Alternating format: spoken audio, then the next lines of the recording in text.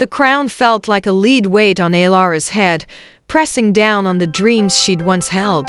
As Princess of Veridis, her life was a carefully woven tapestry of duty and diplomacy, with little room for personal choice. Her impending marriage to King Theron of Eldoria was one such thread, a political alliance. Nothing more. She'd heard tales of his formidable reputation, a warrior king, unyielding and stern. Not exactly the stuff of fairy tales. Theron, for his part, saw the alliance as a necessity. His kingdom was prosperous, but vulnerable to neighboring incursions. Veridis, with its strategic position, offered the protection he needed. He expected a docile, politically astute queen, nothing more. He'd seen enough royal women to know their smiles were often as carefully constructed as their gowns. Their first meeting was in the Grand Hall of Eldoria, a cavernous space filled with hushed whispers and curious gazes. Elara, draped in heavy silks, felt her heart pound. Theron, tall and imposing in his regalia, surveyed her with an unreadable gaze. He offered a curt bow. She a practiced curtsy. The air crackled with unspoken tension.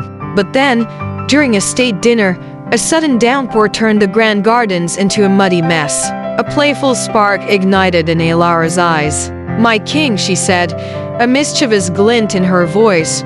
"Do your gardeners ever despair?" Theron, caught off guard, let out a booming laugh, a sound that surprised even himself. He found himself answering her questions, not about treaties or trade, but about the resilience of rose bushes and the stubbornness of weeds. Days turned into weeks. Elara found herself drawn to Theron's quiet intensity. The way his brow furrowed when he contemplated a problem, the unexpected kindness he showed to his servants. He, in turn, discovered a sharp wit beneath Elara's composed exterior, a passion for justice that burned brighter than any jewel, and a laugh that could dispel the gravitas of any royal meeting.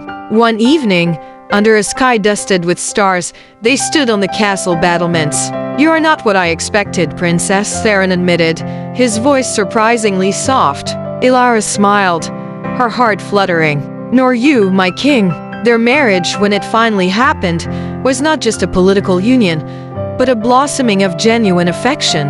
He learned to trust her counsel, and she found solace in his steadfast strength. Their love wasn't born of grand gestures or passionate declarations, but in shared laughter, mutual respect, and the quiet understanding that grew between a king and queen who, despite their duties, found their truest kingdom in each other's hearts. The crown still felt heavy sometimes, but now, it felt less like a burden and more like a shared destiny.